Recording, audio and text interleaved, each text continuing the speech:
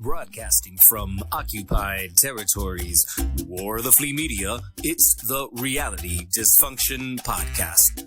A space where a diverse group of brown folk from across the nation explore the political experiences and social future of our Chicano Latino community.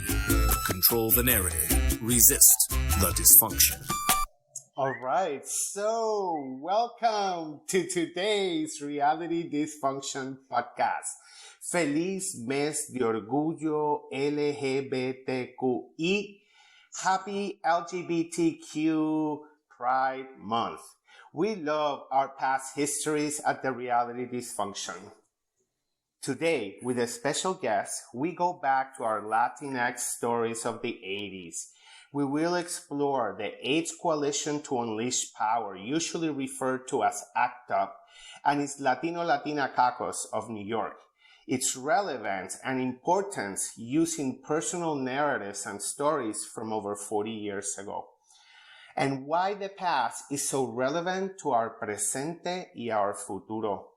Why was the work of Latinx HIV positive individuals and their allies and companions so relevant and applicable for today?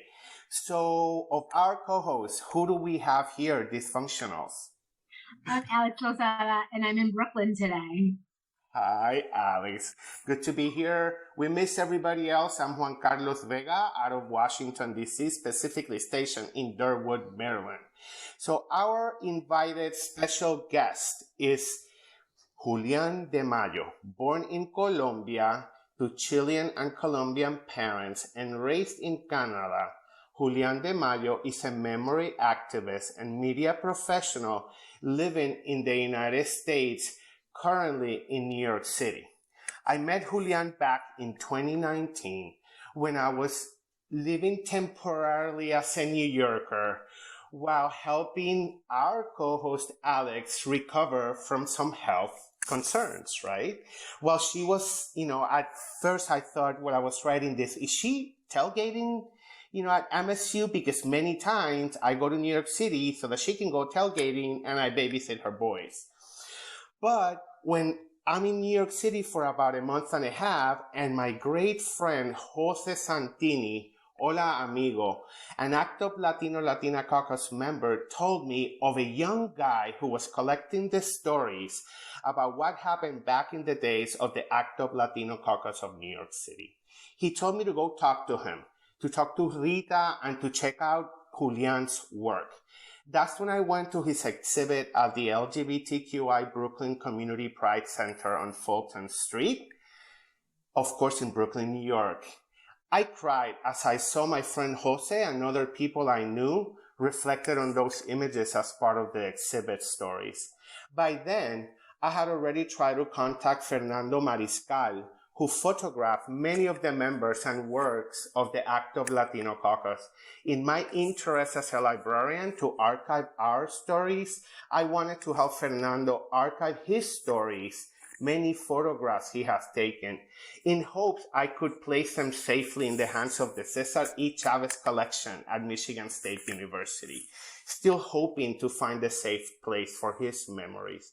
I cherish the 2 times Fernando shared his stories and some photos with me while drinking coffee in New York City. So I want to hear more of these stories, and I want to share with my Dysfunctionals and our listeners. ACT-UP stands for AIDS Coalition to Unleash Power, and in order to have Spanish-speaking Latinx, trans, and other non-white voices, the ACT-UP Latino Caucus of New York emerged. So let's start by having Julián telling us a little bit about what is and was ACT-UP, and why was there a need for a Latina caucus? Great, thanks so much for having me. Thanks, Juan Carlos. Thanks, Alexandra. So for those who don't know, ACT-UP came about in the mid-80s. So 1987 is when it's formed. And it was formed by Larry Kramer, who passed away last year. And it was in response to the lack of political mobilization happening, particularly in New York City, around HIV/AIDS. And Larry Kramer felt that even LGBT organizations and healthcare organizations in the city weren't taking political action to sort of bring the conversation and the sense of urgency around what was happening in the communities in New York. And so in 1987, ACT-UP is formed, and it has that sort of tone to it. You know, it's not sort of a gay pride organization. It's not, you know, it really is advocating in using direct action, aggressive political tools to bring attention to the AIDS crisis. And so the way that this manifests in, you know, blocking streets, protests that involve interrupting the movement of people. You know, it takes place, you know, taking over St. Patrick's Cathedral, for example, or Grand Central Station, creating noise, and then also using media, which I think is an interesting part, like really leveraging media as you know, as an ally in a way, you know, using spectacle, so that these actions, even if, you know, they were, you know, even if it was just 50 people, even if it was just 100 people, could have an impact and a resonance throughout the city of New York. So I think that from its inception, or from early on, you know, there were Latino people, Latinx people involved in ACT-UP. And so that is, you know, super important to realize, even though the Latino caucus doesn't become, you know, a caucus until 1990, there were all kinds of Latinx folks that were involved in the different working groups. Another important thing to acknowledge about ACT-UP, it was a decentralized system, you know? So I mean, ACT-UP, a lot of people would say, inspired in some ways how Occupy Wall Street was formed, even how BLM in some ways is structured as a political movement that's decentralized, no one spokesperson, but working groups that sort of create an ecosystem, you know, that feeds off of one another.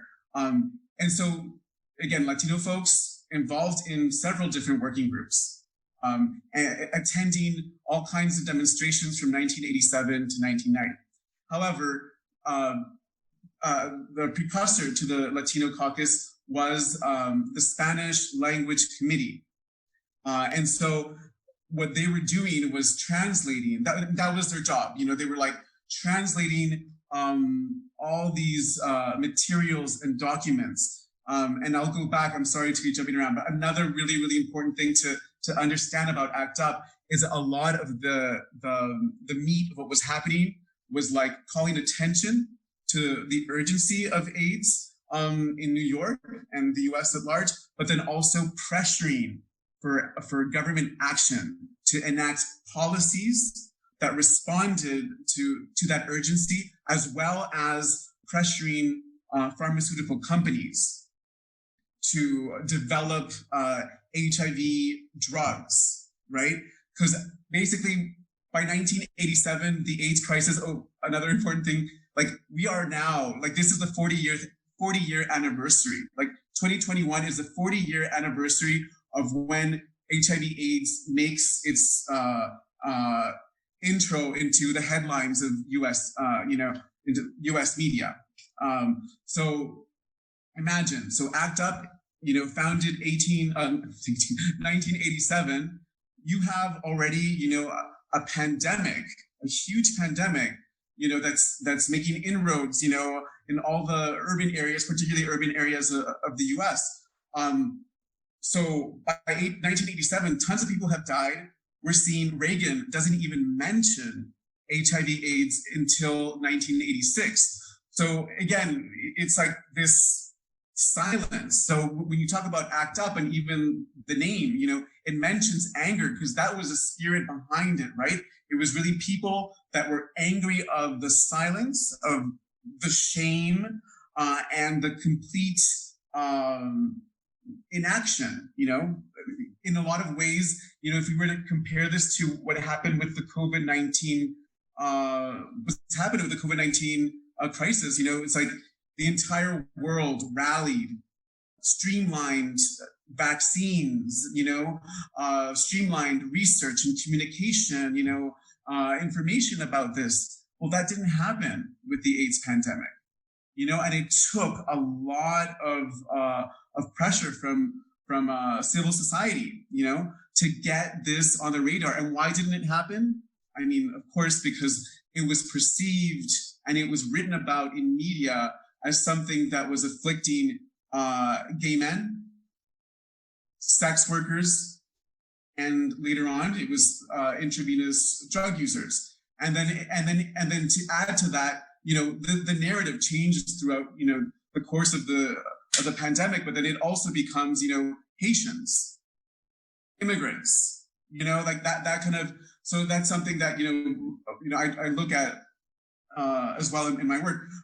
But so anyway, so you have this anger, the treatment stuff. So then ACT UP, you have these working groups that are actually doing their own research.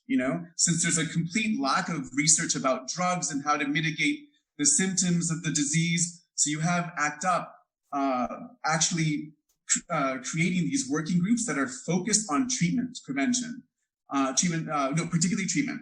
And so the Spanish language committee, one of the first things that became apparent is that in New York, like huge swaths of the population are Spanish speakers and only speak Spanish. You're talking about like Queens, parts of Harlem, the Bronx, and all of this information was being withheld from them. So the first order of priority was translating all this information. And so you have like people like Moises Agosto, Luis Santiago, I believe Cesar Carrasco as well. Like you had a small group of people that were basically translating all the stuff that was coming out of these groups that were doing treatment, producing treatment materials, and then also doing some prevention work, and so they were translating all this stuff. And so then what happens is by 1990, you have these Latinos that are in these different working groups, then some of them are translating stuff, but it becomes very apparent that even though this is sort of an anarchic sort of structure, that there are gaps, very clear gaps in how the movement is directing its attention and the discussion, around the needs, the immediate needs. And so people felt that there was an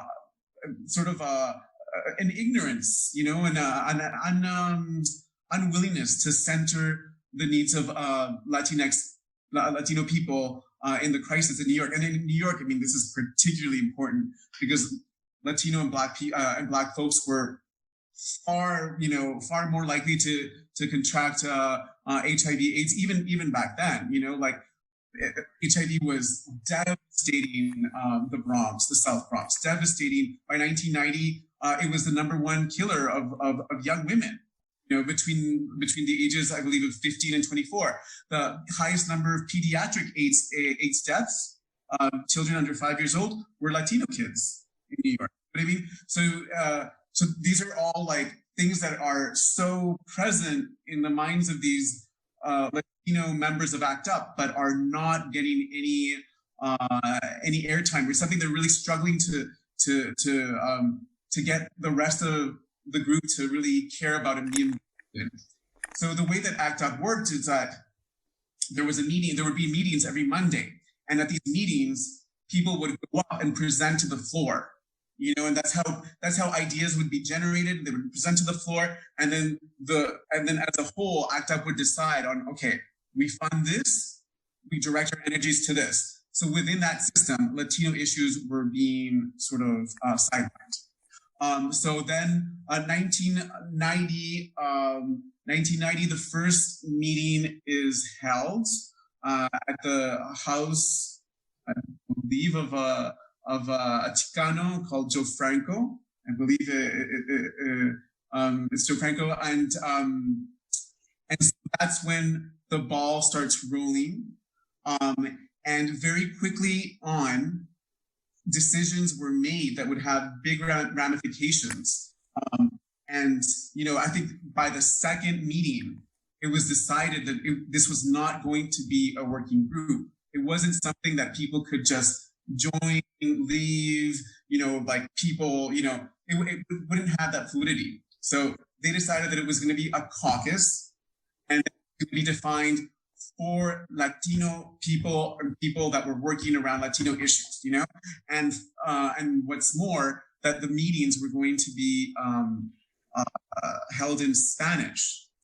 So these are very, very political moves, and kind of they define the work that's done within the Latino caucus for the following 4 years. So I mean, the Latino caucus is really only in existence for 4 years. By 1994, it's over. And I would say that really from 1990 to late 1991 is really the meat of when where the energy and that sort of spirit that drive that they had really manifested into amazing political action. So how did you first get interested in this topic? How did this come across your lap, so to speak, where you really were like, holy smacks, this is what I want to work on. As a memory activist, this is my next project. Sure. Yeah, and I think that ACT-UP has always been fascinating. Actually, the AIDS movement in general, I find really, really interesting because I feel like it galvanized the support of so many different sectors of society that were marginalized that would never really come together, in another realm, but with a sense of urgency, that's always been super, super interesting to me. But ACT-UP for me, as a young gay man in college in Canada, I had heard about ACT-UP. I had read a few articles. There was the ACT-UP Oral History Project, which is this online archive of interviews. So I was well enveloped. By the time I moved to New York, I totally knew about ACT-UP. ACT-UP had already become this sort of I guess for people like me, gay cis man, somewhat, in pursuit of education, is something that you knew. It was on your radar. It was because then you had this whole kind of and I think that's kind of important because how it had been sold to me was that it was these pretty dudes, doing some very radical stuff in very kind of stylish ways. They were there was a look, the leather jackets, the Doc Martens, shorts, it was sexy, And so I was yeah, this is great, it's amazing. But so when it becomes a thing for me, I think is my first year in my media studies program at the New School, I was in an urban archaeology class taught by an amazing professor called Shannon Mattern, who's still there. And we had this project that was basically creating a digital project that related to media in New York. You could telling the story through media. So it could be archival stuff, all kinds of different things. And I hadn't chosen my topic. I was actually debating whether to do something around the Harlem Renaissance and queer spaces in the Harlem Renaissance. I was I had already written I had submitted my proposal for this. And then one night, a week, I ended up in Hell's Kitchen at the Ritz, which is this, the super well-known gay bar in Hell's Kitchen. And I was just having a drink, and ACT-UP showed up. ACT-UP showed up, and they were doing, because ACT-UP is still around, by this point, I'm talking about 2012, they were not as active as they are now. So there had been a dip in membership, but they showed up, and I was oh yeah, awesome. They were doing something around the Obama election campaign, 2012. then this guy came up to me, this man came up to me, gave me a flyer, and it was like very much, you should definitely come. And I was like, ACT UP, I've been super, super interested. I've always wanted. Anyway, he's like, I used to be in the Latino caucus. And I was like, what Latino caucus? Like, I've been through the ACT UP Oral History Project. I've read my stuff, like pretty well educated, when it comes to ACT UP and HIV. By that point, I had already worked at UNAIDS. I had an internship at UNAIDS, which is the UN HIV/AIDS program. My boss was a very known ACT UP activist, Eric Sawyer. He's super well known, like he's on TV all the time. I was like, how do I not know that there was a fucking Latino caucus? And so then I was like, all right, like, give me more details, more information, He gave me his email. He gave me a couple names to look up online. So as soon as I got home, I looked them up. Nothing. No, yeah, there was really nothing. There was really nothing online.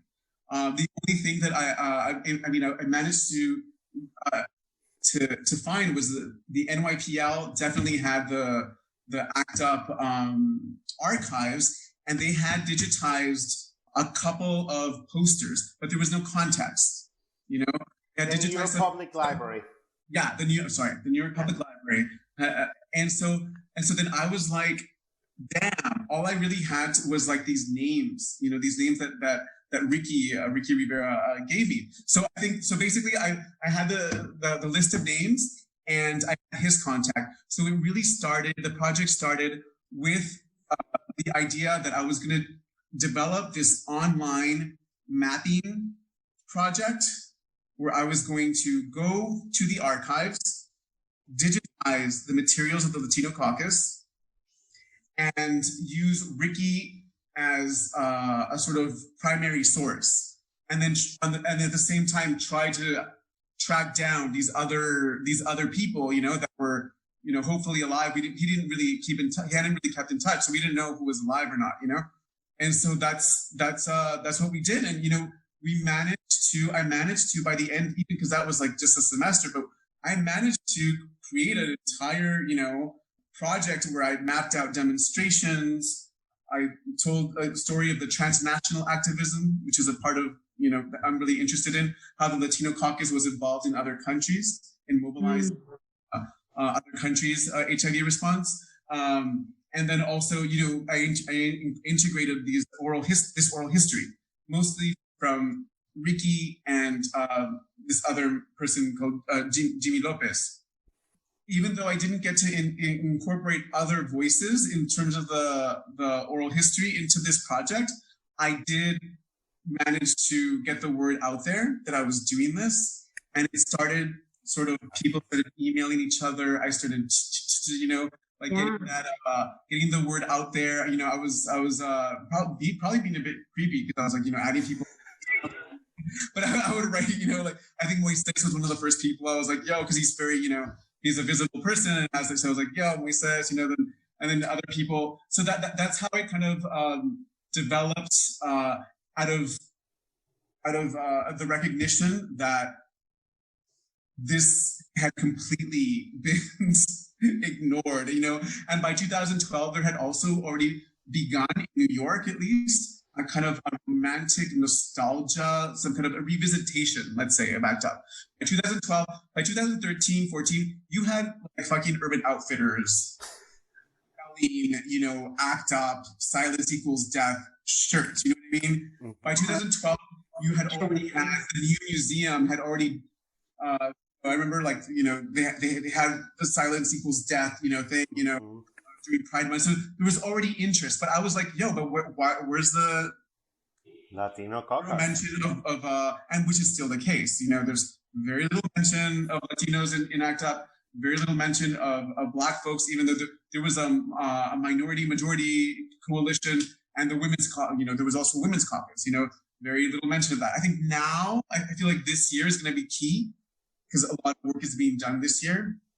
So there's a shift, but very fundamentally, basically, if somebody was interested in finding out about Latino involvement in ACT-UP, there just wasn't anything digitized. And that is why you're here, Julián. And you've been doing this for almost 9 years. And I'm going to out you, which means that back then you were 27. So you were, relatively a baby. And I remember some of the, I know some of the caucus members, and they were like, yeah, he's young and he's cute. So, they wanted all to talk to you, and you really, really not just, gave them the space, because they recognized that ACT-UP was not telling their stories. Many of them knew that, but you took the time. Nobody was paying you to do this. This was a school project that became a lifetime project for you, because I know it's going to be more than 10 years. And, somehow, why did you so young, why is it important for young people to get involved in our histories as Latinx people, as Latinx LGBTQI people? Why was it important? I think it's so important because I think of us, if you're going to talk about Latino queer people, our collective mental health, the way that we respond to crises, the way that we respond to everyday kind of, microaggressions, I think it's rooted in, my interest is rooted in really raising the self-esteem and the sense of solidarity and knowledge of where you come from. I think that, for example, rates of infection for white gay men, went down significantly. But rates of infection for Black and Latino men have remained disproportionately high. To this day. To this day. Yes. And so I really believe that there's an oblivion that lends itself to people not feeling that they're part of a community that cares about them, that has cared for them, and that has cared for their future. I mean, people were doing this in the 80s because they cared about us today, you know what I mean? And the reality is that, it's an oblivion in terms of memory, because, in terms in reality, those people are still working in the field. They're still working in public health. Those same activists, most of them are still working in the field. A lot of them went on to create the foundations of what was the AIDS response in New York City for Latino folks. And also, even beyond that, they went on to create media infrastructure for LGBT folk, magazines, shows, the first LGBTQ Latino show on public access television came out of the Latino Caucus, and it ran for nearly 10 years. Pause in Español, the first magazine for, directed towards HIV positive Latino people, also came out of the Latino Caucus. So, I call it a memory issue because those things in terms of infrastructure have had an impact, that infrastructure is still, giving us a lot of things today. But we as a community, as, Latino folks, as Latino LGBTQ folks, but then also just as Latino folks, there's a disconnect, So whereas white folk can really lift up their narratives, they can regurgitate their narratives, they can they know where they come from, they know who their heroes are, they know, they know they have a solid understanding of their movement and their activism. I feel like we don't. And I think that there's a lot of potential for that, for memory work and memory projects in public health, in community mobilization, community movements, which I think is happening. I think particularly in public health, I think is something that really interests me. So I don't know. Does that answer your question? I feel like it's a good version. Well, and I love how you were just touching on this stuff, and so it like made me think that if we ourselves are not documenting our own history here, no one else obviously is doing it, and it's so important to be able to Google like our heroes. So if you're not able to Google this, how are they going to become well known so they can be, someone's next hero, right? And it's like erasing our history is literally erasing our identity and our roots and who we are in the country in the future. So, and it's really whomever is really doing it is doing a great job at undermining our ability to come together as a community and really kind of reverse some of these things that you're talking about. Because how can our rates, and you never hear anything about our infection rates anymore. And I'm sure that's got a mess. I mean, when you say it messes with my brain, like, how is it possible? Like, the crisis in inner cities across the country on HIV rates for Black and brown folk is real. It didn't go away in the 90s. And it's frightening, right? It's frightening. Like, on top of everything else. The same sort of like areas of work that the Latino caucus targeted are the exact same critical gaps that are existing today. It's still, it's a direct thorough line. Give me a few examples of that and how it's, what they were doing. How is it like really still happening today and how is still people doing, fighting it? I mean, first thing that comes to mind is, of course, immigration, and access to health, something that we saw during the pandemic as well, huge swaths of people that feel that they can't trust the health system, that they can't trust the government. In the 80s and 90s, the government implemented immigration restrictions for people that were HIV positive. You know what I mean? So I believe that was 1987, where the ban, there was, the travel ban is 1993, but there's a ban in 1987 for people that want to immigrate to the US. So after 1987, if you were HIV positive, you could not immigrate to the US. And it became a systematic way of filtering people that could immigrate, right? So a part of the process, even up until recently, that was true, like I think up until 2011, 2012, that part of the immigration process was an HIV screening test.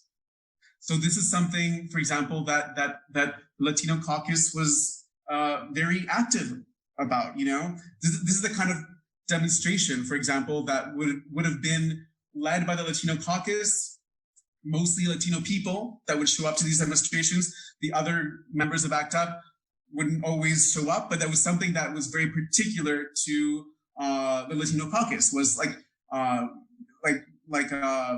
showcasing like how detrimental those policies were to the Latino communities, and where immigration was an issue, in terms of reuniting family members, in terms of like, what if you were already HIV positive in the country and you were undocumented, and then all of a sudden 1987, this new law passes, and so then you're like kind of in limbo. Then you're like, oh, am I never going to be able to naturalize?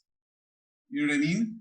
That was true for a lot of people. And then you had all these people that were like in Puerto Rico, or no, well, I mean, Puerto Rico is not a good example, but like in other countries that were coming to New York because they wanted access to some of these early medications, but then they were HIV positive, so they couldn't immigrate legally. So they would come, they would be undocumented, but it would be like a cycle. It would trap them, Then in 1993, they passed the travel ban, so which Like if you were HIV positive, and wanted not to immigrate, but just to visit the US, you would have to ask for a travel waiver. And you would literally have to go to the consulate and embassy. There was like a whole bureaucratic process to do this. And that was in place until 2011, 2012, something like that. So again, and nowadays, these things, like that's exactly what happened with COVID-19, like the first communities that were impacted were, Latino, Black communities, but the Latino communities, again, because of this sort of contentious relationship with institutions, and even to this day, like all these, like, now, I mean, if you are, I mean, my boyfriend is Colombian. He's H-1B visa holder. He can't leave the country right now because there's no way that he can come back. So, it's really interesting how we got into this topic because, Kamala Harris just went to Guatemala and basically told people not to come here and talking about root causes of some of these issues, right? And I'm like, the root cause is the U.S. government and the CIA. How about that being the root cause of why so many people still need to flee, right, their country of origin? And so, I think about like, Che, or what happens in Bolivia, Costa Rica, Dominican Republic. I mean, up and down Latin America, you see this U.S. intervention, like really decimating like our peoples. So I don't know if you wanted to touch a little bit about that. Absolutely. And I think that's very interrelated with like, the issue of migration, because the Latino caucus is one of the reasons that I'm so in love with the story as well, as because it's diversity. Again, it's an example of like this incredibly intersectional movement that's Latino. You have like men, women, gay, straight, and incredibly international. Incredibly diverse in terms of its U.S. Participants. So you had Puerto Ricanos, you had New Yorkers, you had Chicanos, but then you had all these immigrants, from Chile, Peru, Argentina, Colombia, that they all take, leadership roles within the organization. And this is such, an important sort of distinction because they have a sense of, they have like a shared experience of, and perspective, I would say as well, of colonization and a post-colonial analysis and a shared experience of also of that era of the 1960s, 1970s, 1980s of military dictatorships, of U.S. intervention, and of in some cases of civil war, and so that is a shared experience, shared analysis, and what I think is really awesome is that it mixes in really well with the sovereigntist Puerto Rican legacy as well. Like it becomes like this like great like recipe for a particularly progressive take on what's happening with the AIDS crisis. This shared sort of like, a lot of them had learned the vocabulary and tactics from their experience in Latin America and brought it to the table to ACT UP. It was a very distinct personality and one that came with controversy, right? And one that also that within the larger organization became controversial, and became distinct in what they were advocating for. And going back though to your question about this international kind of element to it, I think that's something that's super interesting, is that they were always very concerned with how HIV/AIDS was manifesting in Latin America and wanting to shed light on those issues. So, I mean, I can give maybe an example or two of how this came up. So, 1990, Carlos Menem, who was the president of Argentina at the time, had denied this organization called Comunidad Homosexual Argentina. He had denied them legal status, and CHA, Comunidad Homosexual Argentina, had been very active in LGBT rights in the country, but then had also been very active in providing services for HIV positive people in the country. And so Alfredo González, who is today a medical anthropologist and who was a very active member of Latino Caucus, presented to ACT-UP this proposal to mobilize in solidarity with CHA. And so he had the backing of the Latino Caucus, because by 1990, Latino Caucus already existed, but the rest of ACT-UP was like, why? Like, why? And the thing was, Carlos Menem was coming to New York.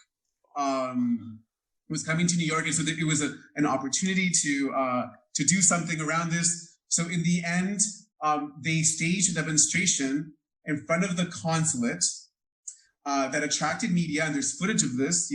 Actually, one of the. Okay, we are back after that drop out of the sky. Go ahead, Julián. You were saying?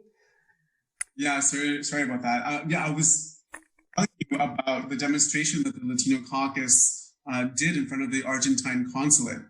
And so it got significant media attention.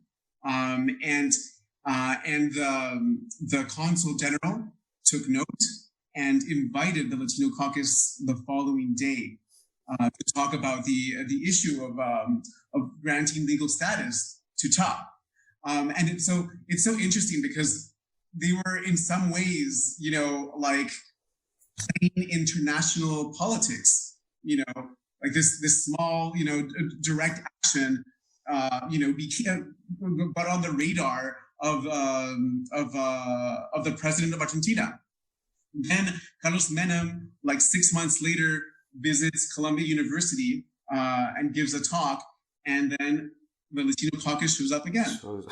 Yeah, and they make their voices heard again, pressuring Menem in person, and he said that he was already aware of the situation. He said this like in front of CIPA, which is like the International Affairs program at Columbia University.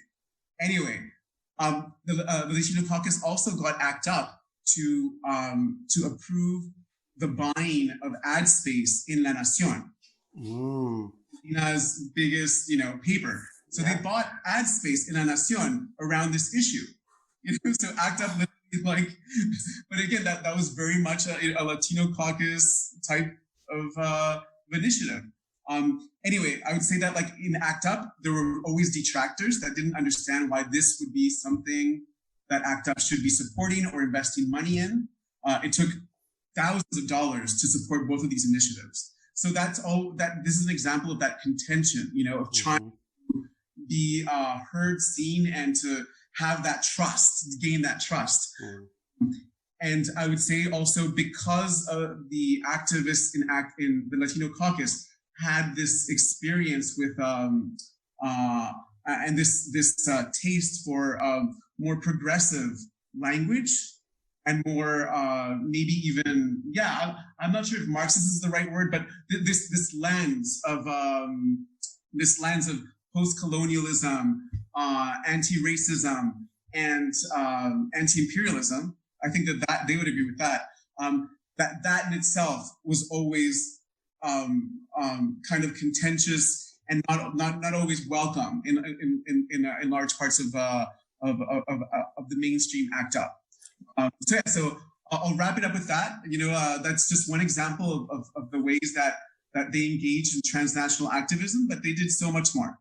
It's so interesting because right at the beginning, so we're closing the podcast, I got confused for a second if your stories were from the past or from the present, because we are exactly, dealing with the same situations, and the reactions are seen, the same, and the angry Black or the angry Latino man or woman, right? And it continues to be the same rhetoric, and it doesn't change, right? And go ahead. Oh, sorry. I would say what I think is really interesting is that a lot of these things that were so key to the Latino caucus that other members were weary about. So again, talking about access to healthcare for Black and Brown people, just immigration system, mental health, and stigma. These are things that the Latino caucus, would say the women's caucus as well, were very focused on. Those in the past year have proven to be such key issues to understand the COVID-19 pandemic. So, I mean, their legacy, even though at the end of the day, I think that, at the end of the day, the story with ACT-UP continues to be like drugs into bodies. They were effective in getting pharmaceutical companies to develop drugs. They were effective in getting certain politicians to put it on their platform. I think that these longer standing structural issues that the Latino caucus was fighting for, are now at least more discussed in a more mainstream kind of way, these disparities, in racial disparities of COVID-19, that was a headline for, how many months, during the pandemic. And I think, that's the thing, but activists have been pointing out these gaps for decades, but they were not being heard. They were not being taken seriously. And it just goes to show that was true even in these movements, the Latino, this is why we're talking today. And, as we close, I go back to the beginning, that the Reality Dysfunction loves to talk about what happened in the past because it is still very relevant. The same concerns and realities are very much happening. Demonstrations, immigration, transnational activism, all of that is happening right now with the same conversations, with the same issues, right? So we want to thank Julián de Mayo for your wonderful work. Please don't ever stop. I want to thank all our Reality Dysfunction co-hosts, those that were here and those that were not, and to our awesome, real, but dysfunctional listeners, wherever you are in this, our indigenous land. We look forward to future podcast guests who will share their personal stories, our Latinx histories of LGBTQI plus Latinx, Latino communities in the U.S., Puerto Rico, Mexico, all of Latin America and its diasporas, including some of the Latina caucus members. So as we, the Reality Dysfunction, continue to celebrate Summer Pride Months and event, we want to thank you for your time. Follow us in Facebook, and as always, fuck Latinos for Trump. Hasta la próxima, way. Paz. Gracias. Muchas gracias. This is the Reality Dysfunction.